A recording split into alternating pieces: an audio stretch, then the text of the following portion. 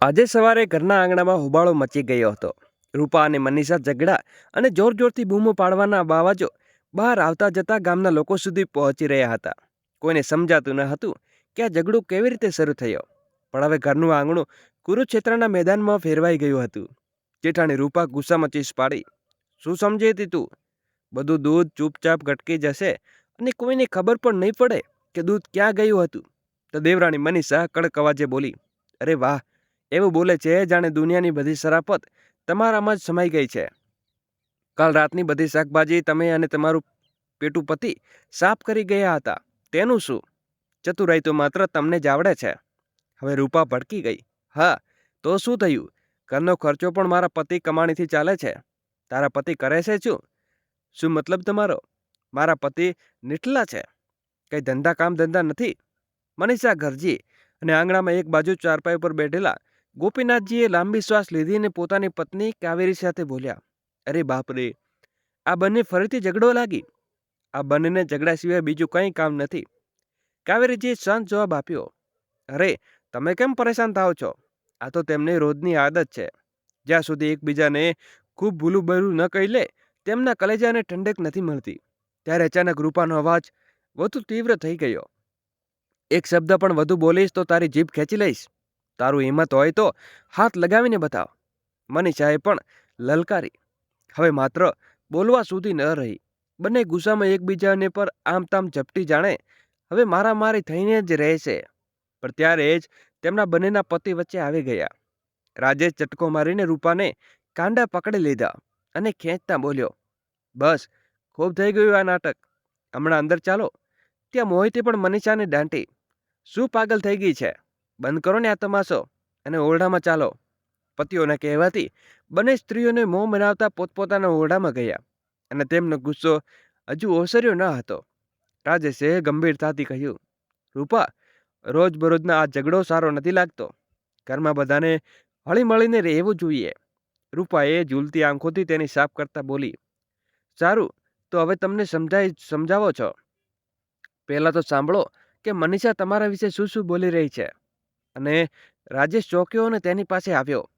શું બોલી એને? તેણે પૂછ્યું તો રૂપાએ મીઠું મસાલો લગાવીને કહ્યું, હજી પૂછો ને શું ન બોલી. કહેતી હતી કે ઘરનું બધું રાશન તમે ખાઈ જાઓ છો, કંઈ કામ ધંધો નથી કરતા, માત્ર બેસીને ખાતા રહો છો અને જાડા થતા જાઓ છો. રાજેશનો ચહેરો લાલ થઈ ગયો. શું એની આટલી હિંમત કે મોટા મોટા માન રાખનારું પણ બાકી નથી રહ્યું એને? અને નહીં તો શું, તમે જ કહો, આ રોજ ઝઘડાથી અલગ રહેવું સારું નહીં? વિચારો જરા, પોતાની મરજીથી ખાશે પીશે અને પોતાની મરજીથી જીવશે. કહેતા કહેતા રૂપાના ચહેરા ઉપર ચાલાકી ભરી સ્મિત આવી ગઈ. ત્યાં જ મોહિત પણ ગુસ્સામાં મનીષાને સમજાવતો હતો, હું તને વારંવાર કહું છું કે એમ ઝઘડો ન કર. દર વખતે તમાશો કેમ કરે છે? મનીષાએ ઠંડી સાસ લીધી. હા, તો જ્યારે હું બોલું ત્યારે તમાશો અને જ્યારે તમારી ભાભી મને નીચે દેખાડે ત્યારે કંઈ નહીં. તો તમે દિવસભર ભૈયા ભાભીનું નામ જપતા થાકતા નથી. અને એ શું કહેતી હતી જાણો છો?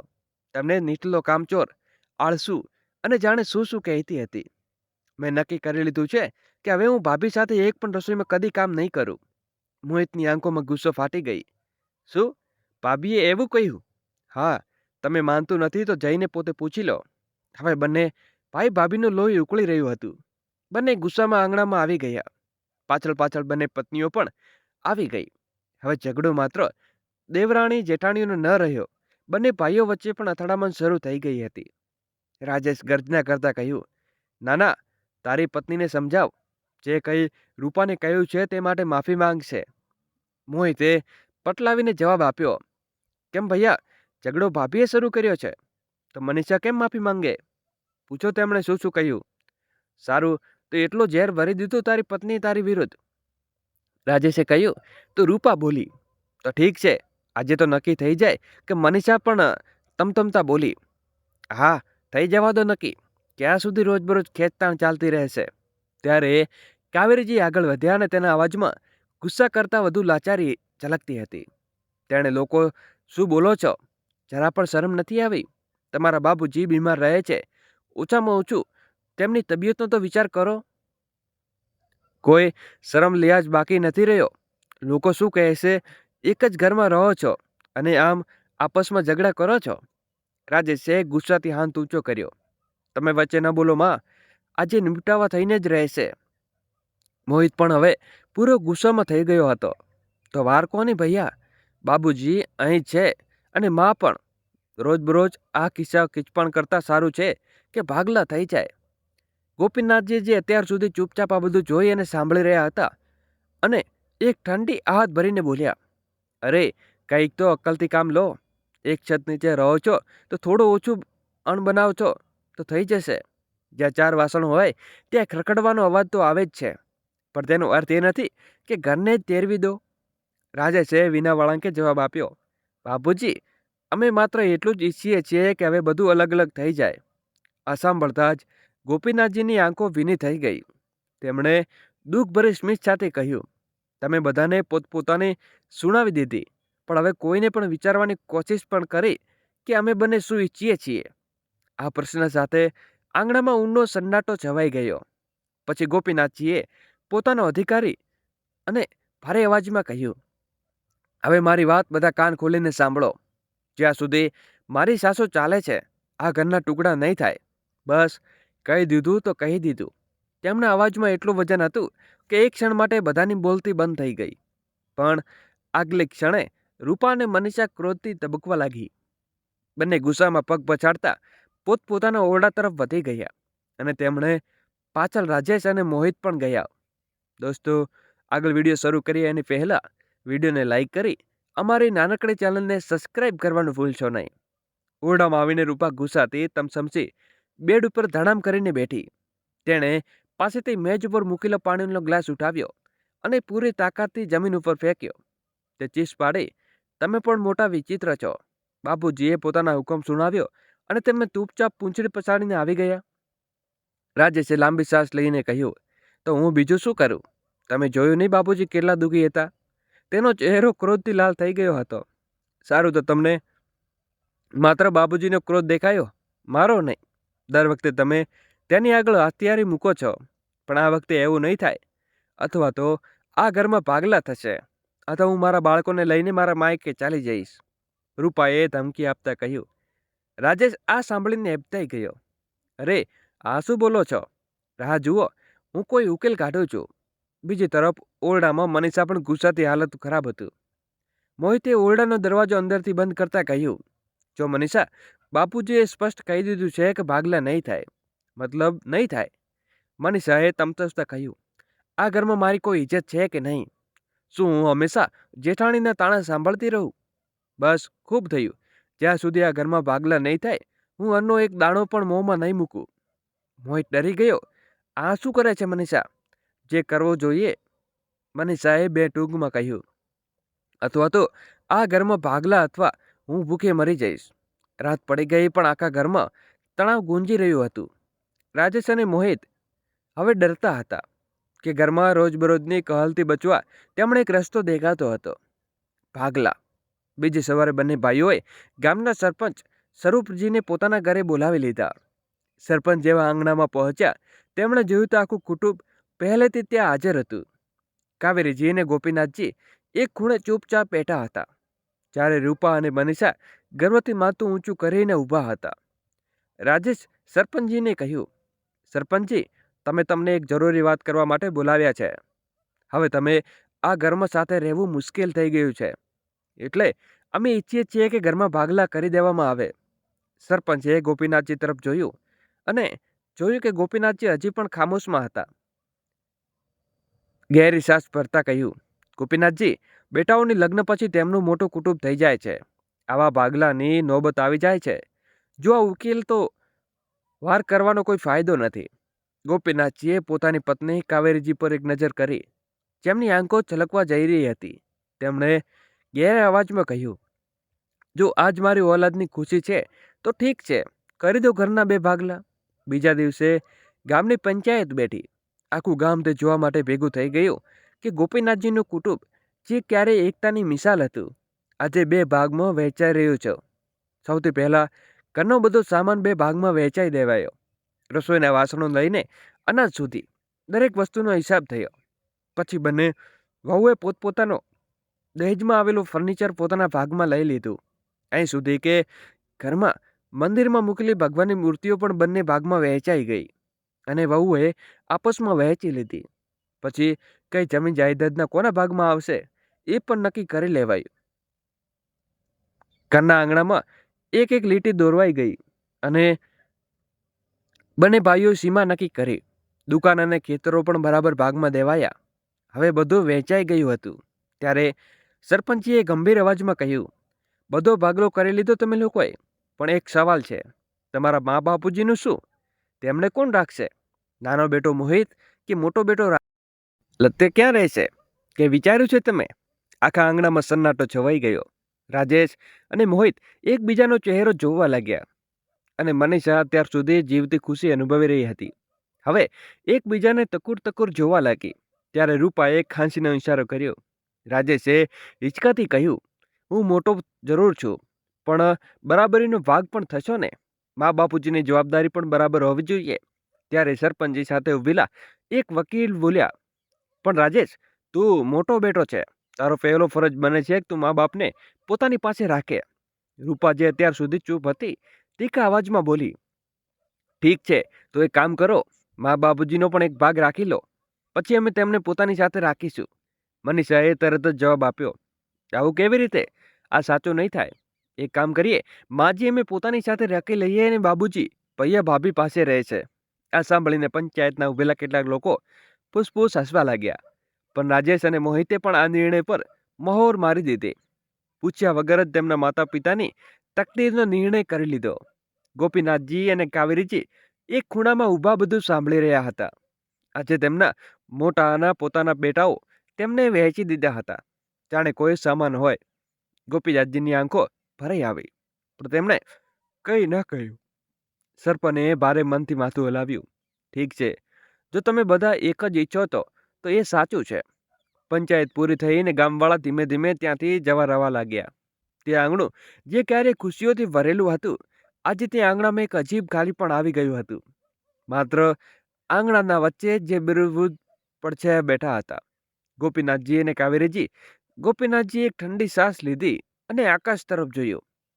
આજે પહેલી વાર તેમણે પોતાનું ઘર અજાણ્યું લાગી રહ્યું હતું.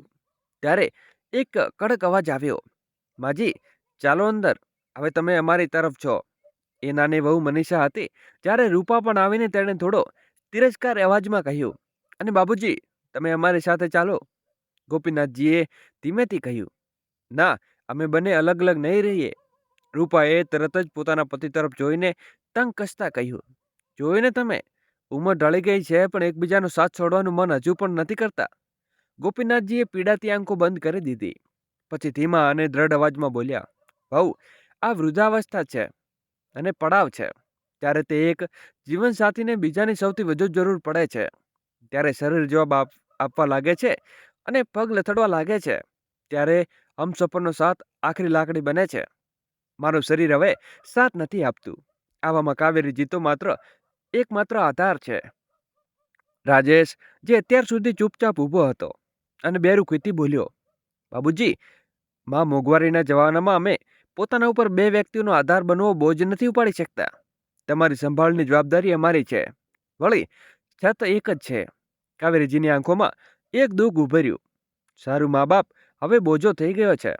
પછી તેમણે લાંબી શ્વાસ લીધી અને સાડીના પાલવથી આંખો લૂછીને બોલ્યા, ઠીક છે, જેવું કિસ્મતને મંજૂર. પણ હજુ તો મારી પાસે તમારા બાબુજીની આટલી આંગણામાં લગાવી દો. માજી, હું તમને તમારી ખાટલીમાં લગાવી દઉં, પણ બાબુજીની ખાટલી ભાભી જ લગાવશે. બેશરમથી કહેતા મનીષાએ ખાટલી વિછાવી તો મોં બનાવતા રૂપાએ પણ એક ખાટલી કાઢીને આંગણામાં નાખી દીધી. બીજી સવારે સૂરજની પહેલી કિરણો આંગણામાં ફેલાઈ રહી હતી. પક્ષીઓની ચાંચ ગુંજી રહી હતી અને કાવેરીજીના કામમાં લાગી ગયા. મનીષાએ સવારમાં તેમને શાકભાજી કાપવાનું કાપી દીધું હતું. પણ કાલથી ઘટનાઓએ ગોપીનાથજીના દિલમાં હચમચ મચાવી રહી હતી. બંનેએ ચૂપી ઓઢી રાખી લીધી. ત્યારે તેમના બંને પુત્રો રોહન અને અંશ આંગણામાં રમવા લાગ્યા. માસૂમ બાળકોને શું ખબર કે ભાગલો શું વસ્તુ છે. તેમણે તો પોતાના રમવાથી મતલબ હતો. તે પહેલાની જેમ હસી ખેલીને હતા. ત્યારે દડાને ઉછાળીને રમવા લાગ્યો તો ક્યારેક એકબીજાની ગરદનમાં હાથ નાખીને આંગણામાં ફરવા લાગતા. અને તે સમય અચાનક મોટી વહુ રૂપા ગુસ્સાથી તસમસીને બહાર નીકળી આવી. રોહન અને મના કરીને કે આની સાથે ન રમ. બાળકો ડરી ગયા. રોહને માસૂમતાથી માની તરફ જોયું. પણ માં, અંશ મારો ભાઈ છે. ભાઈ ભાઈ હવે નથી, હવે માત્ર પડોશી છે. રૂપા ચીસ પાડી અને ઝટકોથી મારીને પોતાના દીકરા રોહનને અલગ કરી દીધો. અંશ, જે અત્યાર સુધી સમજી શકતો ન હતો કે શું પડ્યું છે, શું થઈ રહ્યું છે, અને રડવા લાગ્યો. તેના મોંમાંથી નીકળતું માં અવાજ સાંભળતા જ મનીષા દોડતી બહાર આવી. મારા દીકરાને હાથ કેવી રીતે લગાડ્યો ભાભી? તેણે ગુસ્સાથી કહ્યું. રૂપા વ્યંગથી હસી. સારું, તો આટલો જ પ્યારો છે તારો દીકરો, તો રાખને પોતાની પાસે. એટલું કહીને તેણે ઝટકો મારીને રોહનનો હાથ પકડ્યો અને તેને અંદર ઘસડતા લઈ ગઈ. મનીષા પણ ગુસ્સામાં અંશને ખેંચતા ઓરડામાં લઈ ગઈ. ગોપીનાથજી અને કાવેરીજી સામે બેઠા આ દ્રશ્ય જોઈ રહ્યા હતા. પરાઈ આવેલા અવાજમાં કાવેરીજી બોલ્યા, હે ભગવાન, ન જાણે કોની નજર લાગી ગઈ છે આ ઘરમાં, કે અમારું હસતું ઘસતું ઘેલ કુસ્તીના અખાડામાં બદલાઈ ગયું. થોડી વારમાં મનીષા હાથમાં ચા અને નાસ્તો લઈને આવી. લવ માજી, તમારી ચા અને નાસ્તો. તેણે થાળી કાવેરીજીની સામે મૂકી દીધી. કાવેરીજીએ ધીમેથી કહ્યું, વહુ, તમારા બાબુજી માટે પણ લાવ. મનીષાના ચહેરા ઉપર એક કુટિલ સ્મિત ઉભરી આવ્યું. તેમણે હાથ કમર સુધી રાખીને તંગ કસતા કહ્યું, ભૂલી ગયા શું માજી? કાલ તો બધી વસ્તુ વાત કરી હતી. બાપુજીની જવાબદારી મોટા ભાભીની છે, મારી પાસે નથી. ગોપીનાથજી અને કાવેરીજી એકબીજાને જોવા લાગ્યા. કાવેરીજીની આંખોમાં છલછલાઈ આવી. તેણે થાળીને હળવેથી દૂર કરતા સરકાવતા કહ્યું, તો ઠીક છે, મારો નાસ્તો પણ અંદર લઈ જા. હું ત્યારે જ ખાઉં જ્યારે તારા બાપુજી ખાશે. મનીષાએ આંખો ત્રાસીને કહ્યું, નાસ્તો અહીં મૂક્યો છે, જ્યારે મન થાય ત્યારે ખાઈ લેજો. વારંવાર ગરમ કરીને આપવાનો સમય મારી પાસે નથી. કહીને તેને પગ પછાડતા અંદર ચાલી ગઈ. ગોપીનાથજી અને કાવેરીજી આ હદેથી એકબીજાને જોઈ રહ્યા હતા. પણ કાવેરીજી બોલ્યા, કંઈ વાત નહીં, અમે સાથે જ ખાઈ લઈએ. અને થાળી પોતાના પતિ પાસે લઈ આવ્યા.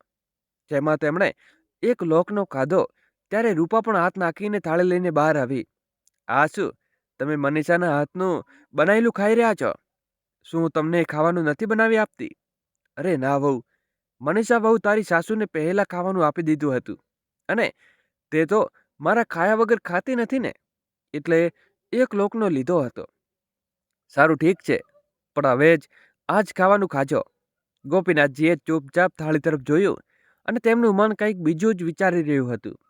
તેમણે ધીમેથી પૂછ્યું, વહુ, રાજેશ ક્યાં છે? રૂપાએ કંઈ કહેવા મોં ખોલ્યું તો રાજેશ તે પોતે બહાર આવી ગયો. તે ઉતાવળમાં દુકાને જવા નીકળી રહ્યો હતો. ગોપીનાથજીએ તેણે પોતાની પાસે બોલાવ્યો અને તેના હાથમાં એક ચશ્મા આપતા બોલ્યા, બેટા, જતા જતા તારી માનો આ ચશ્મો લઈ જા. 2 દિવસથી તૂટેલો ચશ્મો પહેરી રહી છે. દુકાન પાસે ચશ્માવાળો છે, ઠીક કરાવી દે, લાવ. રાજેશે નમસ્કમ કરીને ચશ્મા લેવા હાથ વધાર્યો હતો કે રૂપા હળવેથી ખાંસી તેને ઇશારો કર્યો. રાજેશ સ્તંભી ગયો. તેણે નજર ચુરાવીને ઝેરતા બોલ્યો, બાપુજી, આ ચશ્મો નાનાએ આપી દો, તે ઠીક કરાવીને લાવશે. મારી પાસે હમણાં સમય નથી. એટલું કહીને તેણે ઝડપથી દરવાજા તરફ વધી ગયો. કાવેરીજીએ પોતાના પતિ તરફ જોયું. તેની આંખો ભરાઈ આવી હતી. પણ ગોપીનાથજી માત્ર સ્મિત કરી દીધું અને કાવેરીજીએ તેમને તૂટેલો ચશ્મા ઉઠાવ્યો અને ફરી આંખ ઉપર ચડાવી લીધો. ગોપીનાથજી આંગણામાં પડેલી ખાટલી ઉપર બેઠા અને ગહેરા વિચારમાં ડૂબી ગયા હતા. તેમના ચહેરા ઉપર દુઃખ અને લાચારી સ્પષ્ટ દેખાતી હતી. તેમણે ભારે અવાજમાં કહ્યું, ન જાણે અમે કેવા ગુના કર્યા હતા કે જેના કારણે અમને આ દિવસો જોવા પડી રહ્યા છે. કાવેરીજી જે બેઠા હતા તે ધીમેથી તેના ખભે હાથ મૂકીને બોલ્યા, ચિંતા ન કરો, ભગવાન ઉપર વિશ્વાસ રાખો, બધું ઠીક થઈ જશે. 15 દિવસ આમ જ પસાર થઈ ગયા. ગોપીનાથજી હવે પૂરેપૂરા સમજી ગયા હતા કે બેટાઓના દિલમાં તેમના માટે હવે કોઈ જગ્યા બાકી નથી. દરરોજ કંઈક ને કંઈક એવું જ શરૂ તેમનું મન તૂટતું જ હતું. આલમ એ હતો કે પિતાજીની તબિયત ખરાબ થાય કે દવા ખૂટી જાય તો નાના બેટા વહુ દવા પણ ન લાવી આપે, અને જો માને કોઈ તકલીફ હોય તો મોટા વહુ પણ મોં ફેરવી લે. પણ આજે ગોપીનાથજીએ નક્કી કરી લીધું કે હવે બધું નહીં, તેમણે સવારે બંને બેટાઓ અને વહુને આંગણામાં જ બોલાવ્યા. બેટા રાજેશ, મોહિત, અમને તમારી સાથે જરૂરી વાત કરવી છે. રાજેશ અને મોહિત એકબીજાની તરફ જોવા લાગ્યા. રૂપા અને મનીષા પણ આવીને ઊભા રહી ગયા. ગોપીનાથજીએ ચહેરો ગહેરી શ્વાસ લીધી અને સીધા શબ્દોમાં બોલ્યા, હવે ખૂબ થયું. હું કાવેરીને અલગ અલગ નહીં રહી શકીએ. અમે નક્કી કરી લીધું છે કે અમે હંમેશા માટે સાથે રહીશું. મોહિત ચોંકી ગયો અને બાબુજી, આ શું વાત થઈ? ઘર તો એક જ છે, માત્ર ખાવાનું અલગ અલગ બને છે. ગોપીનાથજીએ કડક અવાજમાં કહ્યું, ઘર એક હતું બેટા, પણ તમે લોકોએ તેને 2 ભાગમાં વહેંચી દીધું છે. રાજેશ વાત સંભાળીને કોશિશ કરી, અરે બાબુજી, આવું કેમ કહો છો? તમને ક્યાં કોઈ તકલીફ થઈ રહી છે? ગોપીનાથજી હળવા હસ્યા, પણ તે હાસ્યમાં દુઃખ હતું. તકલીફ? અરે એ પૂછો કે શું કાપ્યું છે તમને? અમે તો માત્ર એક જ વસ્તુ જોઈ છે કે કાવેરીજી સાથે રહીશું તો અમારી પણ આ ભાગલો સહન નથી થતો. હવે મનીષા પરેશાન થઈ રહી તો માત્ર પોતાની સાસુને પોતાની પાસે રાખવા માંગતી હતી. દિવસભર કામ કરવા માટે બીજી તરફ રૂપા આટલા દિવસોથી જલી રહી હતી કે તેની દેવરાણી સાસુને સાથે રાખીને મોજમાં છે અને તેને બીમાર બાપુજીને બેસાડીને રોટલી ખવડાવવી પડે છે. થોડી ચૂપી પછી રૂપા કંઈક વિચારતા બોલી, મારી પાસે એક ઉકેલ છે. ગોપીનાથજીએ તેમની તરફ જોયું, પણ વારા ફરતી ગોપીનાથજી ચોંકી ગયા. મતલબ?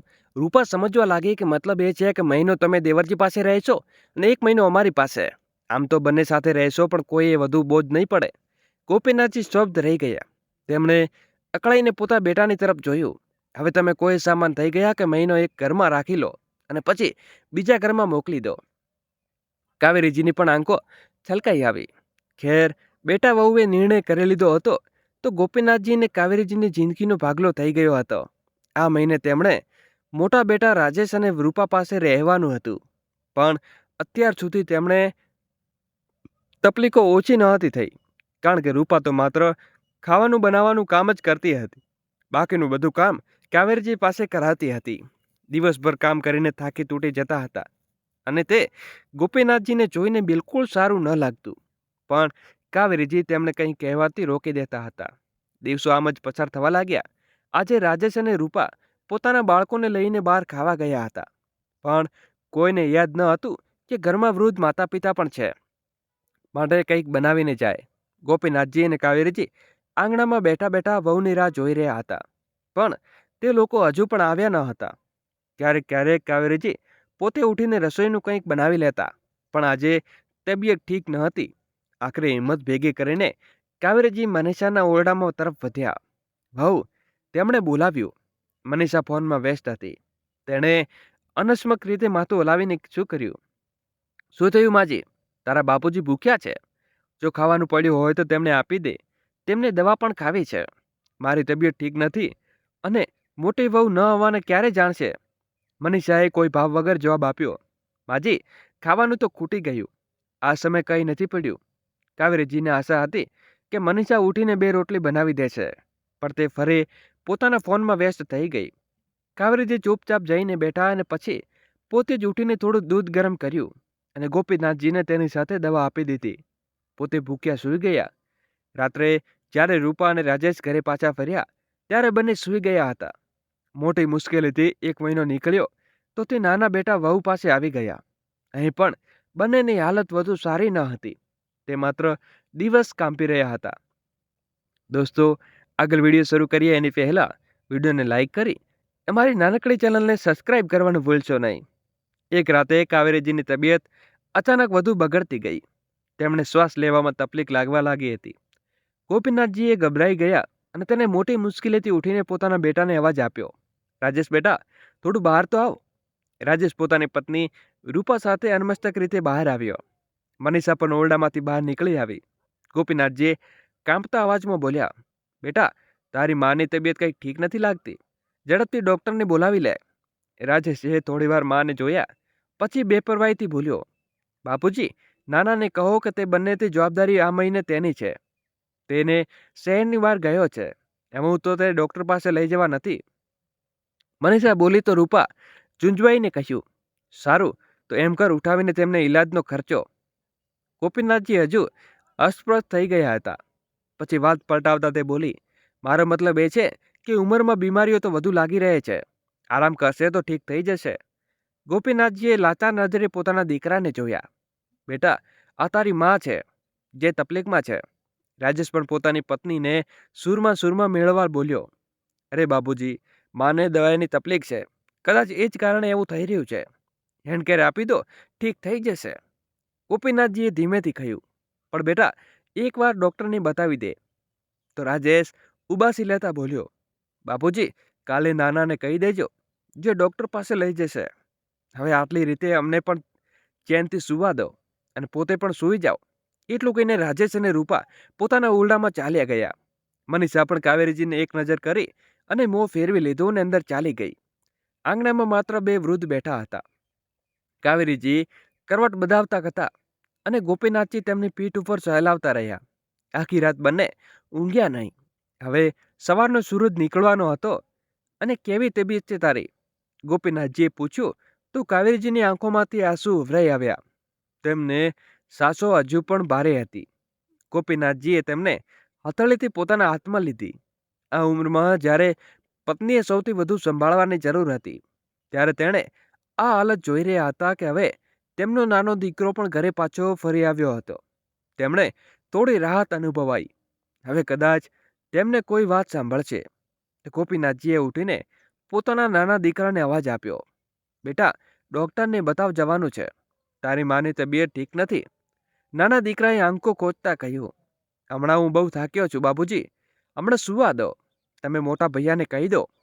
ગોપીનાથજી આશા લઈને મોટા દીકરા પાસે ગયા. રાજેશ બેટા, તારી માં ખૂબ બીમાર છે, ડૉક્ટર પાસે લઈને ચાલ. રાજેશે લાપરવાહીથી મોબાઈલને સ્ક્રોલ કરતા બોલ્યો. આપ્યો બાબુજી, મારી પાસે સમય નથી. વળી આ મહિને તેને નાના પાસે છો, તેની જવાબદારી બને છે. ગોપીનાથજીએ લાચાર ઊભા રહી ગયા અને એક તરફ તે પણ બીમાર રહેતા હતા. હવે તેમણે પોતાના દીકરાને તેમની પત્નીની બીમારીને પોતાની જવાબદારીઓ માનવા તૈયાર ન હતા. ત્યાંથી ગોપીનાથજી એક ક્ષણ માટે બંને દીકરાઓની તરફ જોયું. કોઈએ કોઈ જવાબ ના આપ્યો અને ગોપીનાથજીએ ગહેરી શ્વાસ લીધી. કાંપતા હાથે કાવેરીજીએ આધાર આપ્યો અને પોતાની પાસે મૂકેલા થોડા પૈસા ઉઠાવીને પોતાની પત્નીને ઓટોમાં બેસાડીને પોતે જ હોસ્પિટલ તરફ નીકળી પડ્યા. હોસ્પિટલ પહોંચતા જ ડૉક્ટરે તપાસ કરી અને હાલત ગંભીર જાણીને તરત જ કાવેરીજીને દાખલ કરી દીધા અને ઈલાજ શરૂ કર્યો. થોડીવાર પછી ગોપીનાથજીએ પોતાના બંને દીકરાઓને ફોન કર્યો. બંને પહેલાં તો ફોન ન ઉપાડ્યો અને પછી અનેક કોશિશો પછી નાના દીકરા સાથે વાત થઈ. બાબુજી, અમે આવીએ છીએ કહીને તેણે ફોન મૂકી દીધો. બપોરે રાજેશ અને રૂપા આવ્યા. થોડીવાર પછી મોહિત અને મનીષા પણ પહોંચી ગયા. રાજેશે અંદર આવતા જ લાપરવાહીથી પૂછ્યું. શું થયું બાબુજી, બા ઠીક તો છે ને? ગોપીનાથજીએ થાકેલા અવાજમાં કહ્યું. બેટા, ડૉક્ટરે કહ્યું છે કે તારી માના હાર્ટ એટેકનું ઓપરેશન કરવું પડશે. 5 લાખ લાગશે. આ સાંભળતા જ બંને દીકરાઓ એકબીજાને મોંને તાકવા લાગ્યા. મોહિતે થોડું ખાંસતા કહ્યું. બાબુજી, આટલી મોટી રકમ અચાનક? રાજેશે મોહિતનો વાત વધારતા આગળ વધારી. હા બાબુજી, આટલા પૈસા અમારી પાસે તો નથી. બેંકમાંથી કાઢવા પડશે. થોડો સમય લાગશે. ગોપીનાથજીની આંખો ભરાઈ આવી. બેટા, જેટલી જલ્દી થાય તેટલી પૈસાની વ્યવસ્થા કરો. રાજેશ અને મોહિત માથું હલાવતા બોલ્યા. હા બાબુજી, અમે જોઈએ છીએ, જલ્દી આવીએ છીએ. અને પછી બંને હોસ્પિટલમાંથી નીકળી ગયા. ગોપીનાથજી દર અડધા કલાકે ફોન લગાવતા રહ્યા. પહેલાં રાજેશ, પછી મોહિત, પણ કોઈએ ફોન ન ઉપાડ્યો. તેમની આશાઓએ ધીમે ધીમે તૂટતી જતી હતી. નર્સે આવીને કહ્યું, સમય ખૂબ ઓછો છે, ઓપરેશન જલ્દી કરવું પડશે. તમે પૈસા જમા કરાવી દો અને અમે ઓપરેશનની તૈયારી કરીએ. ગોપીનાથજી દર વખતે એ જ જવાબ આપતા હતા કે મારા દીકરા આવતા જશે. પણ જોતામાં રાત થઈ ગઈ. એ બંને ના આવ્યા અને કાવેરીજીની હાલત વધુ બગડતી જતી હતી. ગોપીનાથજીએ તેમનો હાથ પકડી લીધો હતો અને કાવેરીજીએ તેમની હથેળી કસતી પકડી લીધી હતી. પણ કાવેરીજીની પકડ ધીમે ધીમે છૂટતી જતી અને પછી એ જ થયું જે તેનો ડર હતો. ગોપીનાથજી તેમની ઠંડી આંગળીઓને પકડી ફૂટીને રડી રહ્યા હતા. હોસ્પિટલમાં ચન્નાટો માત્ર. ગોપીનાથજી સિસકીઓ ગુંજી રહી હતી. તેમણે થરથરતા હાથે ફોન ઉઠાવ્યો અને તેમનો ઘરનો નંબર ડાયલ કર્યો. રાતનો સમય હતો. ફોનની ઘંટડી વાગી ગઈ હતી, પણ આખરે રાજેશે ફોન ઉપાડ્યો. હેલો બાબુજી, આટલી રાતે કેમ ફોન કર્યો? તો ગોપીનાથજીનો અવાજ ગળામાં જ અટકી ગયો. બેટા, તારી માં નથી રહી. એટલું કહીને તેને ફૂટફૂટ કરીને રડી પડ્યા. ફોનથી બીજી તરફ રાજેશ એક ક્ષણ માટે સન્ન રહી ગયો. શું? પણ અમે તો કાલે આવવાના હતા, તો બોલ્યો. ગોપીનાથજીની સિચકારી રૂકવાનું નામ ન લેતી હતી અને બીજી સવારે કાવેરીજી અંતિમ સંસ્કાર કરી દેવાયું. ગોપીનાથજી ધરતરની જેમ ધ્રુજી રહ્યા હતા અને ઊભા થઈને હતા. દીકરાને વહુઓ માથું ઝુકાવીને ખામોશ અને ભાવશૂન્ય ઊભા હતા. તીંચા ચાલી રહી હતી અને લપટો આકાશ તરફ ઊંચકાઈ રહી હતી. આખરે કાવેરીજી આ દુનિયામાંથી વિદાય લઈ ચૂક્યા હતા. ઘરે પાછા ફરતી વખતે ગોપીનાથજીના પગ જાણે લથડી રહ્યા હતા. તેમણે ઘરના દરવાજે પગ મૂક્યો, પણ હવે ઘર તેને પોતાનું ન લાગતું હતું. તેમની નજર ખાલીઓની જગ્યા ઉપર ગઈ જ્યાં કાવેરીજી બેસતા હતા અને હવે માત્ર એક ખાલી જગ્યા હતી. ગોપીનાથજી ત્યાં બેસી ગયા હતા અને ગુમસુમ ખોવાઈને આ દુનિયામાં એકલા રહી ગયા હતા. નીતાતા એકલા સમય પોતાની ગતિએ વધવા લાગ્યો. 2 મહિના પસાર થઈ ગયા. હવે દીકરા અને વહુઓ પોતાની જિંદગીમાં વ્યસ્ત થઈ ચૂક્યા હતા. ઘરમાં દરેક ખૂણામાં કાવેરીજીની યાદો વસતી હતી. ક્યારેક લાગતું કે કિચનમાંથી અવાજ આવશે, તો ક્યારેક લાગતું કે ચા લઈને હમણાં બહાર આવશે. પણ તે તો માત્ર કલ્પના જ હતી અને રહી ગઈ. હવે કોઈએ તેમનો હાલ પૂછનારું ન હતું. ધીમે ધીમે રૂપા અને મનીષા ગોપીનાથજીને બોજો લાગવા લાગ્યા. એક દિવસ રૂપા બરબડતા રાજેશે બોલી, સાંભળો, હવે બાપુજી દિવસભર બીમાર પડીને ખાસતા રહે છે. કામ વામ તો કંઈ કરતા નથી, માત્ર બોજો બનીને બેઠા છે. રાજેશ આંખો ચુડાવતા કહ્યું, તો શું કરું? નાના પાસે હતા તો કોઈ તકલીફ હતી, હવે અમારી પાસે છે તે તો દુઃખ છે. અરે, કોઈ ઉકેલ કાઢવો પડશે. મનીષા પણ વાત કામતા બોલી, સાચું કહે છે ભાભી. જ્યારે અમ્મા હતા તો ઓછામાં ઓછું ઘરનું કેટલાક કામમાં તો મદદ કરી દેતા હતા, પણ હવે તો માત્ર એક બીમાર માણસ પડ્યો છે જેની સેવા ઓછામાં ઓછું અહીંથી પસારને સાંભળવું પડશે. રાજેશ અને મોહિતે એકબીજાને જોયું. પછી રાજેશ બોલ્યો, વાત તો સાચી છે. અમે પણ પોતાના કામ ધંધામાં ઉલટી રહ્યા છીએ. જ્યારે ગોપીનાથજી આ નિર્ણય વિશે કહેવાયું તો તેની આંખો ભીની થઈ ગઈ. રાજેશ અને મોહિત ગોપીનાથજીને વૃદ્ધાશ્રમ છોડવા માટે નીકળ્યા. ગાડી જેમ જેમ આગળ વધી જઈ હતી, ગોપીનાથજીની આંખોમાં બેચેની હતી. તેમણે બારીમાંથી બહાર જોયું તો પરિચિત રસ્તાઓ પાછળ છૂટતા જતા હતા. મંજિલ અજાણી હતી અને થોડીવાર પછી ગાડી એક ઇમારત આગળ ઊભી રહી. બોર્ડ ઉપર લખ્યું હતું, સુખધામ વૃદ્ધાશ્રમ. ગોપીનાથજીનું દિલ બેસી ગયું. તેણે ગોપીનાથજીને નજર ઊંચી કરી અને કામતા અવાજમાં પૂછ્યું, બેટા, શું હવે હું તમારી સાથે નહીં રહું? રાજેશે માથું ઝુકાવી લીધું. મોહિતે સંયમ રાખતા કહ્યું, બાબુજી, જ્યાં તમારી સારી સંભાળ થશે, તમારા જેવા અને બુઝુર્ગો ત્યાં હશે. ગોપીનાથજી ફીકી હાસ્ય કરી દીધું, પણ તેમની આંખો ભીની હતી. તેમણે કમજોર અવાજમાં પૂછ્યું, શું ત્યાં તમે બેનમાંથી કોઈ હશે? તેમનો આ પ્રશ્ન સાંભળીને બંને દીકરા અંદર સુધી હલી ગયા, પણ તેમને કોઈ જવાબ ના આપ્યો. થોડીક ક્ષણો ઊભા રહી પછી બંને વિના એક શબ્દ બોલીએ ચૂપચાપ પોતાની ગાડીમાં બેસી ગયા અને ત્યાંથી ચાલ્યા ગયા. પાછળ વળીને ન જોયું કે હવે ગોપીનાથજી પૂરેપૂરા એકલા રહી ગયા હતા. પહેલા પત્નીનો સાથ છૂટ્યો, હવે દીકરાઓનો પણ તેમને વૃદ્ધાશ્રમ છોડી દીધા હતા. કુટુંબના નામે હવે માત્ર યાદોની એક બોજો હતો જે દિલ ઉપર પથ્થરની જેમ મુકાયેલો હતો. શરૂઆતના કેટલાક દિવસો ખૂબ મુશ્કેલ હતા અને ગોપીનાથજી કંઈ સારું ન લાગતું હતું. દરેક વસ્તુ અજાણી હતી, દરેક ચહેરા નવા હતા અને રાત્રે જ્યારે પથારીને સૂઈ જતા તો પોતાના ઘરની યાદો તેમને તડપાવી દેતી. પણ તેને જાણતા હતા કે હવે રડવા ધોવાની કંઈ બદલાતું ન હતું. તેમણે પોતાના દિલને ખૂબ મુશ્કેલીથી સમજાવ્યું, ઓછામાં ઓછું અહીં તો કોઈ વહુ અને અપમાનિત નહીં કરે ને. અહીં દીકરા મને બોજો નહીં સમજે. અહીં મારા હોવાથી કોઈ તકલીફ નહીં થાય. દોસ્તો, આગળ વિડીયો શરૂ કરીએ એની પહેલાં વિડીયોને લાઈક કરી અમારી નાનકડી ચેનલને સબસ્ક્રાઈબ કરવાનું ભૂલશો નહીં. ધીમે ધીમે તે ત્યાં બાકી વૃદ્ધો સાથે સારું લાગવા લાગ્યું. જ્યારે તેમણે જોયું તો તેના ઉપર અનેક વૃદ્ધો છે. તેમને બાળકોથી અહીં છોડી દીધા છે. તેમણે પોતાના દુઃખો ઓછું થવા લાગ્યું હતું. બધા સાથે રોજ સવારે યોગ અને વ્યાયામ કરવા તેમની આદત બની ગઈ હતી. ધીમે ધીમે તેમની તબિયત સુધરવા લાગી. તેણે ફરીથી હસવા લાગ્યા. જિંદગીને નવેસરથી જીવવા લાગ્યા હતા. બીજી તરફ ઘરમાં ગોપીનાથજીના વિના બંને વહુઓ જાણે મુક્તિ મળી ગઈ હતી. હવે ના સવારે સાંજે ઉઠીને ચા બનાવવી પડતી, ના દવાઓ આપવી પડતી, ના ખાવાનું બનાવવા પડતું, કે કોઈ સેવા ટહે જ જવાબદારી ન હતી. રાજેશ અને મોહિત પૂરેપૂરા નિશ્ચિત રીતે થઈ ગયા હતા. હવે તેમને પિતાજીની તકલીફો વિશે વિચારવાની જરૂર ન હતી. પણ એક દિવસ આ શું થઈ ગયું? આ કેવી રીતે થઈ શકે? પિતાજીએ અમારી સાથે એટલો મોટો દગો કેવી રીતે કરી દીધો? રાજેશનો ચહેરો પીળો પડી ગયો. હાથમાં કોટના કાગળો પકડીને સ્તબ્ધ થઈને ઊભો થઈ ગયો. આ સાંભળતા જ મોહિત, રૂપા અને મનીષા પણ ગભરાઈ ગયા. શું થયું? આખરે વાત શું છે? રૂપાએ બેચેનીથી પૂછ્યું. અરે, કોર્ટમાંથી નોટિસ આવી છે કે અમારે આ મકાન તરત જ ખાલી કરવું પડશે. અને માત્ર એટલું જ નહીં, ખેતરોની જમીન પણ હવે અમારી રહી નથી.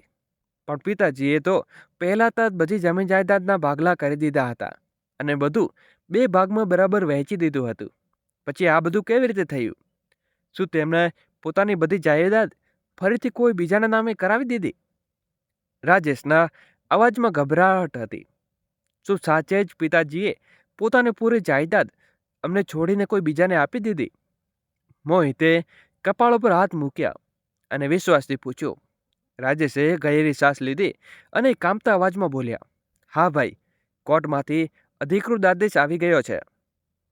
અને ત્યારે રૂપાનો ગુસ્સો ફાટી નીકળ્યો. પણ આ કેવી રીતે થઈ શકે? તેમણે આવું કેમ કર્યું? તો બંને તેમના પોતાના દીકરા છો. મનીષા પણ તીખાશથી બોલી. હા, અમે આખરે આ બધું કોના નામે ગયું? અમારા કિસ્સાની જાયદાદ કોને આપી દીધી? ચારેય અહીંયા પરેશાન ઊભા હતા. અને હવે બીજો કોઈ ઉપાય નહોતો. તેને તરત જ વૃદ્ધાશ્રમ જઈને પિતાજીને મળવાનો નિર્ણય કર્યો. ગોપીનાથજી પોતાના ઓરડામાં આરામથી બેઠા હતા અને અખબાર વાંચી રહ્યા હતા. ત્યારે રાજેશ અને મોહિત પોતાની પત્નીઓ સાથે અંદર આવ્યા. તેમણે નમીને ગોપીનાથજીને પગ છૂઈ લીધા. પછી ભાવુક અવાજમાં બોલ્યા. પિતાજી, અમે તમને લેવા આવ્યા છીએ. તમે અમારી સાથે ચાલો અને ઘરે ચાલો. અમે તમારા વિના રહી નથી શકતા. ગોપીનાથજીએ મોટા આરામથી તેમની તરફ જોયું અને શાંત અવાજમાં બોલ્યા. હા બેટા, હવે આ મારું સાચું ઘર છે. હું અહીં ખૂબ ખુશ છું અને અહીંથી જવાની કોઈ ઈચ્છા નથી. ગોપીનાથજીના ચહેરા ઉપર અજીબ શાંતિ અને દ્રઢતા હતી. તેની આંખોમાં હવે ના દુઃખ હતું, ના કોઈ ફરિયાદ. બસ એક ચહેરો સંતોષ હતો. હા પિતાજી, તમને અહીં છોડવું અમારી ખૂબ મોટી ભૂલ થઈ ગઈ હતી. અમે સહજ શર્મિંદા છીએ. અમે તમારી ભૂલ સુધારવા માંગીએ છીએ. અમે તમને એક તક આપો. કહેતા રાજેશની આંખોમાં આંસુ આવી ગયા હતા અને તે ગીડગડાવીને લાગ્યો. મોહિત પણ આંચુ લૂછતા બોલ્યો. હા પિતાજી, પ્લીઝ, તમે અમને અહીંથી આ વૃદ્ધાશ્રમ એકલા ન છોડી શકતા. અમે તમારી સાથે ચાલો. પણ ગોપીનાથજીએ મોટા ઠંડા દિમાગથી વિચારી અને કહ્યું. એકલો? અમે તને એકલો ન સમજો. અરે ના બેટા, એકલો તો હું પહેલો હતો, જ્યારે તમારી સાથે એ ઘરમાં રહેતો હતો. હવે તો જ્યાં કોઈ મારી સાથે પ્યારથી વાતો નહોતું કરતું, પણ જ્યાં મને બોજો સમજવામાં લાગતો હતો, ત્યાં હું સાચે જ એકલો હતો. અહીં તો મારા ઘણા સાથીઓ છે, મિત્રો છે. બધા એકબીજાની કાળજી રાખે છે. રાજેશ અને મોહિત માથું ઝુકાવીને શરમથી ઊભા રહ્યા. અને પછી રાજેશે ફીસકતાતા પૂછ્યું. પણ પિતાજી, એક વાત અમારી સમજતી નથી આવતી. તમે પોતાની બધી સંપત્તિ અમને આપવાને બદલે કોઈ બીજાને કેમ આપી દીધી? રૂપા અને મનીષા પણ ચિંતિત અવાજમાં બોલી. અમે અમારા વિશે જરા પણ નથી વિચાર્યું. અમે કયા જઈને ક્યાં રહી છીએ? અને વળી એ કોણ છે જેણે તમે તમારો પૂરો હક આપી દીધો? ગોપીનાથજીએ એક લાંબી અને ગહેરી શ્વાસ લીધી. પછી મોટા આરામથી વિના કોઈ ગુસ્સે બોલ્યા. તમારો હક, તમારો અધિકાર બેટા. જ્યારે તમે પોતાના મા બાપ પ્રત્યે કોઈ ફરજ નથી તો કોઈ કર્તવ્ય ન નિભાવ્યું, તો અધિકારની આશા કેવી રીતે લઈ કરી શકો? હું તમને એક આપું છું કે હિસ્સો છે. હું તમારા વિશે કેમ વિચારું છું જ્યારે તમે મારા અને મારી પત્ની વિશે કદી ન વિચાર્યું? ત્યારે મારી પત્ની બીમાર પડી તો તમે તેની કાળજી ન કરી. જ્યારે હું વૃદ્ધ અને લાચાર થઈ ગયો હતો તો મને તે બોજ સમજ્યો. જ્યારે મારા પોતાનાને મને છુટકારી દીધો, ત્યારે આ વૃદ્ધાશ્રમ મને અપનાવ્યો છે. મારી કાળજી એટલે કે પૂરી સંપત્તિ, દરેક વસ્તુ આ વૃદ્ધાશ્રમને દાન આપી દીધા છે. આ જગ્યા છે જે મને આધાર આપ્યો છે, ઇજ્જત આપી છે.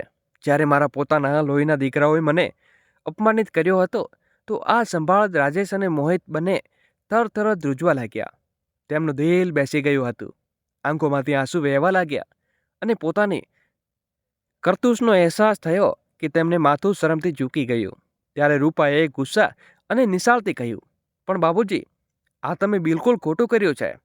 આ તો અમારી સાથે ખૂબ મોટો અન્યાય છે. ગોપીનાથજીએ તેમને તરફ જોયું અને ધીમેથી બોલ્યા, અન્યાય? કેવો અન્યાય વહુ? હવે જઈને તો ન્યાય તો થશે ને? તો મારી અને મારી પત્ની સાથે તમે બધાએ કર્યું તો શું હતું? તે અન્યાય ન હતો? તેના છતાં તો હું તને પોતાની બધી મહેનતથી કમાણી આપી દત. તે સૌથી મોટો અન્યાય થાત. આવું ન કરો પિતાજી, અમને માફ કરી દો.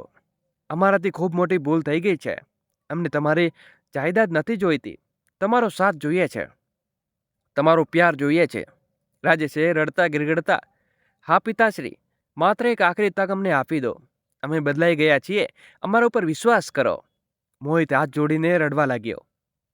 પછી ગોપીનાથજીના ચહેરા ઉપર એક ઉદાસ સ્મિત આવ્યો.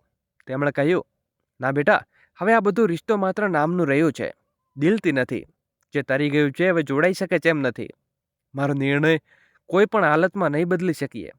હવે તો તમે બધા અહીંથી જાઓ અને આ શીખ લઈને જાઓ કે મા બાપ કોઈને સામાન નથી હોતા. જે કોઈ પોતાની સુવિધાને પ્રમાણે વાપરી લો, વહેંચી લો અને કામ પૂરું થાય પછી ફેંકી દો. મા બાપ એક વૃક્ષ છે, જેની છાયામાં તમે મોટા થયા છો અને તે જ લક્ષ આપ્યું છે. એટલું જ કહી ગોપીનાથથી ત્યાંથી ઉઠ્યા અને વિના પાછળ વળે ત્યાંથી ચાલ્યા ગયા અને બહાર ફરવા નીકળી ગયા. તેની આંખોમાં આંસુ ન હતા, માત્ર એક ગહેરી શાંતિ હતી. ચારે દીકરા વહુથી શરમથી માથું ઝુકાવીને ભારે પગલે તેમને તૂટેલા દિલથી ત્યાંથી પાછા ફર્યા. આજે તેમણે ફરી એકવાર અહેસાસ થયો કે પોતાનું લાલચ, સ્વાર્થ અને મૂર્ખતાને કારણે તેમણે પોતાની જિંદગીની સૌથી કિંમતી ધન કે પોતાના મા બાપનો પ્યાર અને આશીર્વાદ હંમેશા માટે ગુમાવી દીધા હતા. પણ હવે પસ્તાવાથી પણ બીજું કંઈ થવાનું ન હતું. તો મિત્રો, ગોપીનાથજીએ જે નિર્ણય લીધો તે સાચો હતો કે નહીં, તે પોતે અભિપ્રાય કોમેન્ટથી જરૂરથી જણાવજો. અને એ પણ કહેજો કે અમારી આ વાર્તા ભારતના કયા શહેરમાંથી સાંભળી રહ્યા છો. અને મિત્રો, જો તમારી જિંદગીમાં કોઈ પણ આવી ઘટનાઓ કે અનુભવ હોય તો જે અમને તમે ઈચ્છો છો કે અમને વાર્તા તરીકે બધાની સામે રજૂ કરીએ, તો સામે લાવીએ તો જરૂરથી લખી દેજો અને કોમેન્ટ કરી શકો છો. અથવા તો ડિસ્ક્રિપ્શનમાં આપેલી ઈમેલ આઈડી ઉપર તમે આ મેલ કરી શકો છો. ધન્યવાદ. જય શ્રી કૃષ્ણ. રાધે રાધે. ફરી મળીશું નવા વિડીયો સાથે.